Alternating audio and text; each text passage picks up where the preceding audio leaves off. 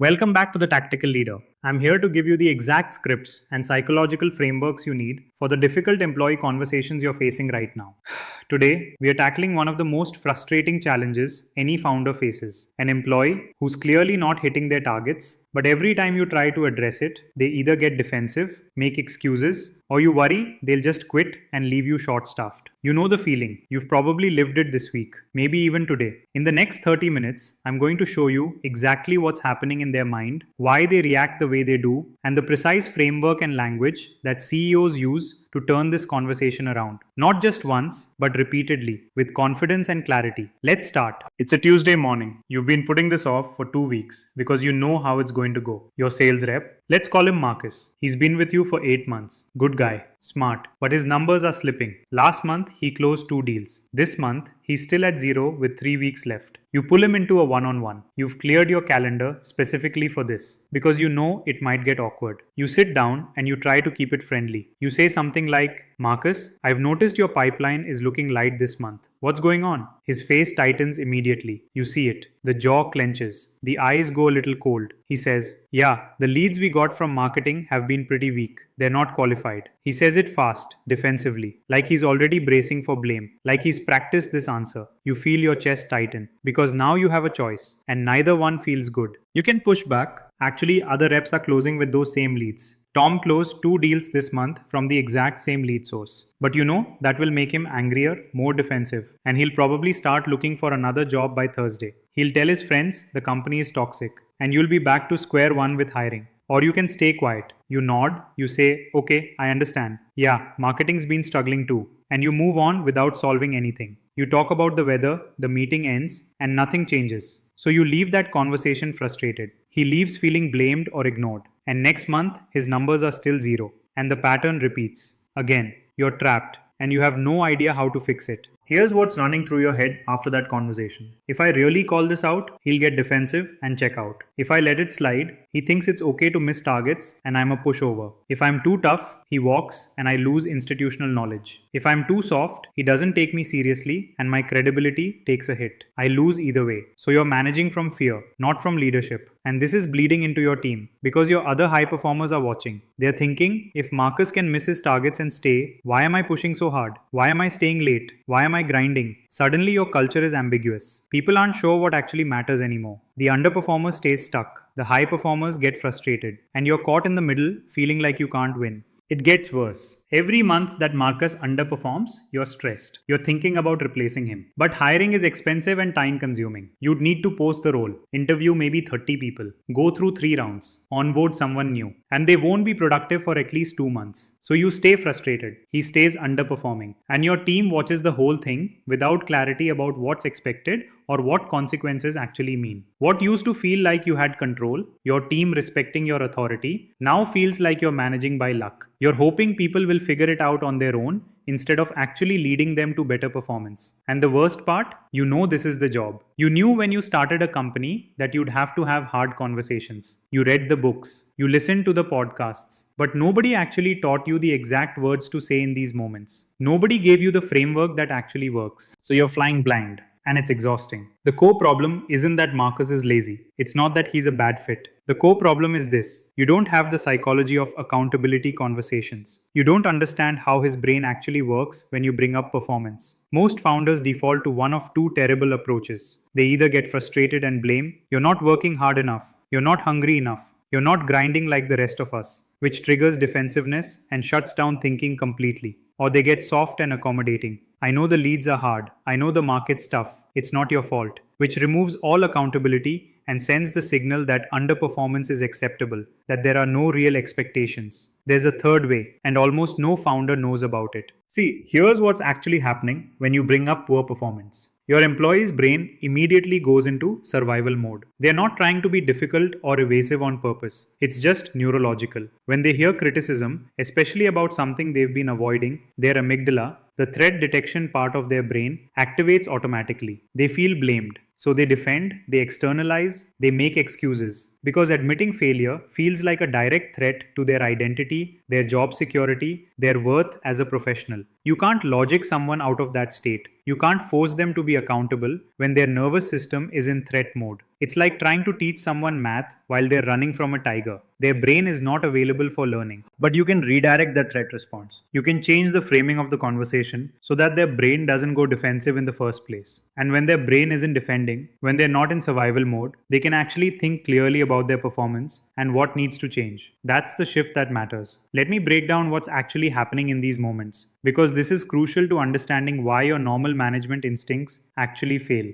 When you say to Marcus, "Your numbers are down," he hears, "You're not good enough. You're failing. You're letting the team down. I'm disappointed in you." His amygdala lights up immediately. Threat detected. Danger. Now his brain is in one of three modes: fight, flight, or freeze. In a professional setting, that usually looks like fight mode, which manifests as defensiveness and blame shifting. It's the leads, it's the product quality, it's the economy, it's not me. This happens faster than conscious thought. It's automatic, it's protective. His brain is trying to keep him safe. So when you escalate by saying, "Other reps are closing with those same leads, why can't you?" You're pushing harder on the threat. Now he's not just defensive, he's angry. His nervous system is saying, "This conversation is dangerous. This person is attacking me. Get out of here." At that point, anything useful is off the table. He's not thinking about how to improve. He's not problem solving. He's thinking about how to protect himself. He's thinking about whether he should quit before you fire him. He's thinking about whether you respect him or just see him as a failure. Meanwhile, you're frustrated because you're trying to be reasonable.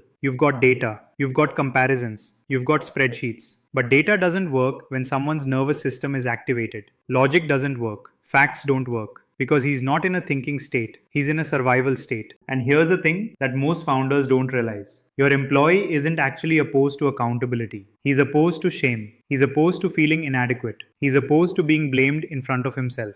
There's a massive difference. And understanding that difference is the key to having conversations that actually change behavior, instead of just making people angry or checked out. So why don't you just tell him this? Why don't you explain what you just learned? That his nervous system is activating, and that's why he's defensive. Because most founders don't know this yet. They think underperformance is a motivation problem or a skill problem. They don't realize it's often a psychological safety problem, rooted in how the brain processes threat. So they default to what feels natural: pressure, accountability language, harsh comparisons to other reps, raising their voice, showing frustration, all of which feel like threats to the employee, all of which activate that same amygdala response. You're literally triggering the exact response you don't want and then wondering why it's not working. And because it's not working, you have two bad options. You either keep having the same conversation, hoping it'll eventually land. You think maybe if you say it differently, or more firmly, or with more data, it'll finally click. Or you give up and start looking for a replacement. You post the job, you start interviewing, and you check out emotionally from the relationship. Neither of those actually solves the problem. The real solution requires you to shift how you frame accountability. You stop talking about failure and start talking about clarity. You stop emphasizing what's wrong and start building ownership for what's next. This isn't soft. This isn't letting him off the hook. This isn't participation trophy management. This is actually harder because it requires you to understand what he's experiencing, not just what he's doing wrong. And once you have that understanding, the scripts become obvious. The conversation becomes clear. You know exactly what to say and why you're saying it. Before we get to the exact framework and scripts, I want to say this. If you're finding this helpful and you're tired of guessing at these conversations, consider subscribing to The Tactical Leader. We drop new videos every single week with the exact language and frameworks for the real employee challenges you're dealing with. Not theory, not motivation speeches, not corporate jargon. Exact scripts you can use in your next conversation. Copy and paste them if you want. Now, let's get to the part you actually came for. Here's what changes when you understand this psychology and how to apply it. Instead of blaming Marcus, you problem solve with him. You move from "you're underperforming" to "here's what the data shows and I want to understand what's actually happening so we can fix it together." That shift is everything. That shift is the difference between a conversation that makes things worse and a conversation that actually improves performance. Suddenly, he's not defending his worth. He's thinking about the real obstacles. Maybe the leads really are weaker than they used to be. Maybe he's struggling with something you don't know about. Maybe he's lost confidence and is afraid to make calls. Maybe he's got the wrong tool for the job. Maybe he doesn't actually understand what qualified looks like.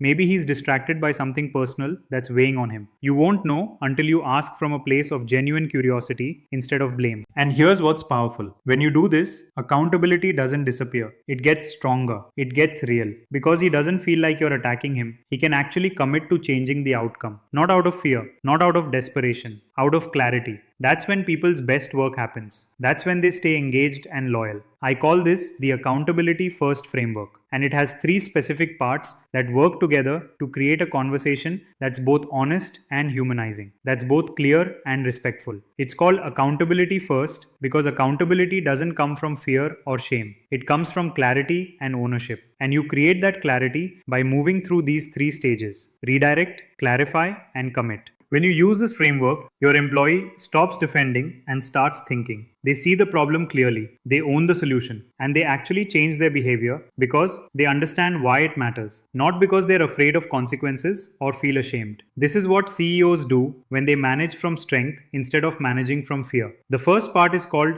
redirect, and it's the most important part because if you mess this up, the rest of the conversation doesn't work. The whole thing falls apart. Redirect means you acknowledge the reality of the situation without judgment, and you immediately move the framing from "you're failing" to "we need to figure this out together." Here's the exact script you use. Marcus, I want to talk about your pipeline this month. I know closing deals isn't easy, and I know the market's been tough. But I've also looked at the numbers, and I'm seeing a gap between where you are and where we need to be. And I need to understand what's actually happening so we can address it together. Notice what just happened. You acknowledge difficulty. Closing deals isn't easy. The market's been tough. You're not being naive. You're recognizing that the job is hard. You stated the reality. I'm seeing a gap. You didn't soften it. You didn't pretend the problem doesn't exist. But you framed it as a puzzle to solve together, not a failure to punish. His nervous system just got a very different signal. You're not attacking. You're not trying to make him feel small. You're recognizing that something is off and you actually want to understand it. This removes the shame and activates his thinking brain instead of his threat response brain. His amygdala calms down. His prefrontal cortex wakes up. That's what redirect does. It reframes the conversation from judgment to problem solving. And it's specific. You mention the data, you acknowledge his effort, you state the gap clearly, you invite partnership. The worst thing you can do is soften it too much. Don't say, "I know things are tough and there's no rush, no pressure. We'll figure it out eventually." That removes accountability. That signals that hitting targets doesn't actually matter. Be clear about the gap. Be calm about it. Be respectful about it, but be clear. The second part is clarify. Now that he's not in survival mode, you can actually find out what's really happening. You move from blame to understanding. You say, "Walk me through what you're experiencing this month. What's the biggest obstacle you're facing right now?" And then you actually listen. Not to find holes in his argument, not to prove him wrong or catch him in a lie, to understand what he's actually experiencing, what's actually happening from his perspective. This is where you might learn something real. Maybe he's struggling with the sales tool and it's broken. Maybe the leads really are weaker than they used to be. Maybe he's not clear on what qualified actually looks like. Maybe he's lost confidence and is afraid to make calls. Maybe he's getting a lot of rejection and it's hurting his self-esteem. Maybe he's distracted by something personal, a sick family member, relationship problems, health issues. You won't know until you ask and actually listen. Here's the script continuation. I want to make sure I understand. What's the biggest barrier between where you are now and hitting your target? Let him talk. Don't interrupt. Don't defend. Don't jump in with solutions. Take notes. Show that you're paying attention. When he's done, you say, "Okay, so based on what you're telling me, the main issue is that fair? Did I understand that right?" This does two things. It shows you actually listened, you're reflecting back what he said, and it creates agreement on what the real problem is. You're not imposing your narrative anymore. You're building a shared narrative. You're saying, "Okay, we both see the same problem. Now let's solve it." That's a psychological game changer right there. The third part is commit. Now you've acknowledged, you've understood, and you've identified the real problem together. Now you build clarity on what changes next. You say, "Okay, so we both see the issue. Here's what I need from you, and here's what I'm going to do to help. My expectation is that you'll do, and I'm going to, and let's check in on Friday to see how it's going." Be specific. Don't say, "Try harder." Say, "I need you to have at least 10 initial conversations with new prospects this week."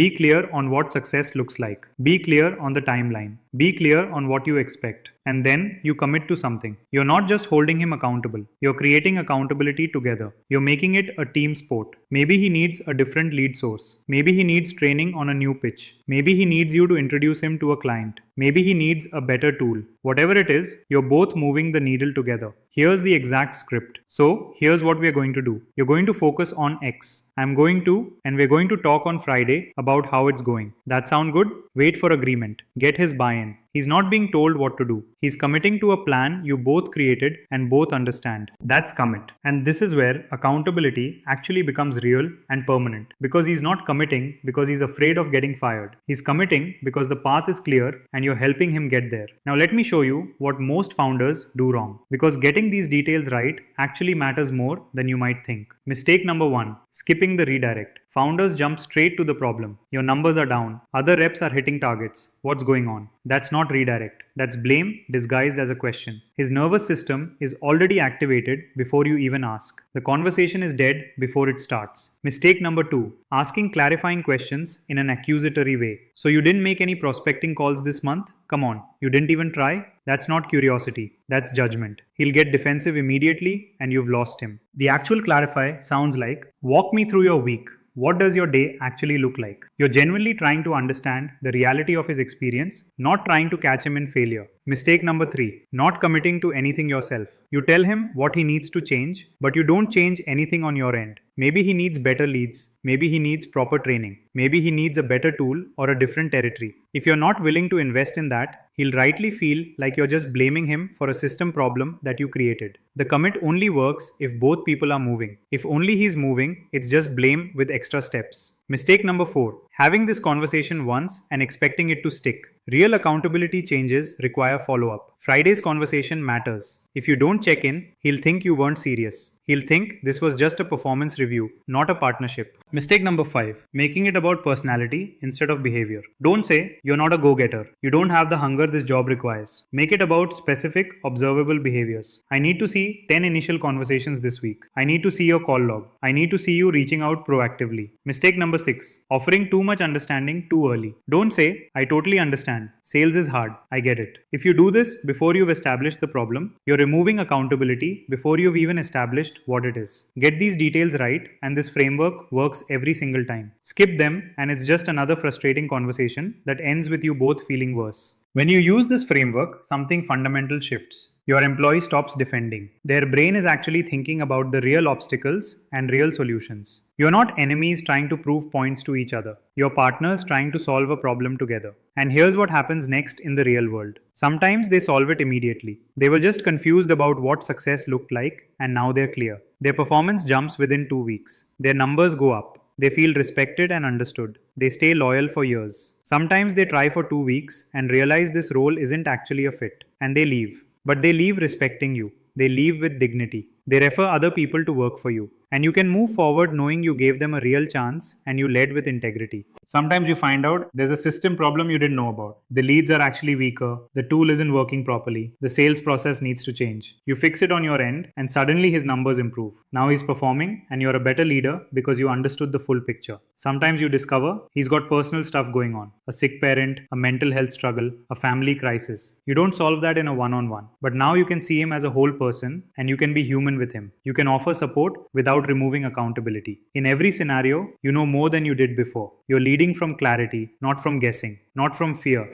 And your team sees all of this. They see that you hold people accountable, but you hold yourself accountable too. They see that difficult conversations don't mean someone's getting fired. They mean something's getting solved. They see that you respect people even when you're addressing performance. That's when your culture actually gets stronger because clarity is more powerful than fear. People work harder for clarity than they work for fear. Here's what I want you to remember. Real authority doesn't come from being right. Real authority doesn't come from knowing more than your employees or being smarter or having made more money. Real authority comes from understanding. Your employees will follow you not because you're brilliant or because you know more than them. They'll follow you because you actually understand what they're dealing with and you're helping them succeed. That's it. The next time you have an underperformer conversation, remember that. Redirect, clarify, commit. Not from a place of blame, from a place of clarity and genuine partnership. Your people will feel the difference and your results will show it. Now, I want to give you one more thing. What to do if this conversation doesn't go the way you expect? Sometimes you redirect and they still get defensive. Sometimes you ask them to walk you through their week and they refuse. Sometimes you create a commit plan and they don't follow through. In those situations, you have a choice. You can try the framework again, deeper this time. You can say, I notice you seem resistant to this conversation. That's okay, but I need to understand why. Help me understand what's happening. Sometimes there's something underneath that you didn't catch the first time. Sometimes they're not confident in their own abilities and they're protecting themselves. Sometimes they feel disrespected or unsupported. Sometimes they've already decided to leave. If after the second or third conversation, it's clear that they're not willing to commit to the plan, then you have clarity. And clarity tells you that this person is either not the right fit or they need to be managed differently. But you won't have that clarity until you've given them real chances with the framework. The framework works, the psychology works, but it only works if you're genuine about it. If you're going through the motions to manipulate them into compliance, they'll feel it and they'll resist. This only works if you actually want to understand them and help them succeed. If you do that, if you commit to that approach, your retention goes up, your performance goes up, and your culture transforms. That's what you need for this conversation. If this helped, subscribe for more tactical scripts and frameworks every single week. We break down the real conversations founders struggle with and give you the exact language that works. You've got this. Go have that conversation.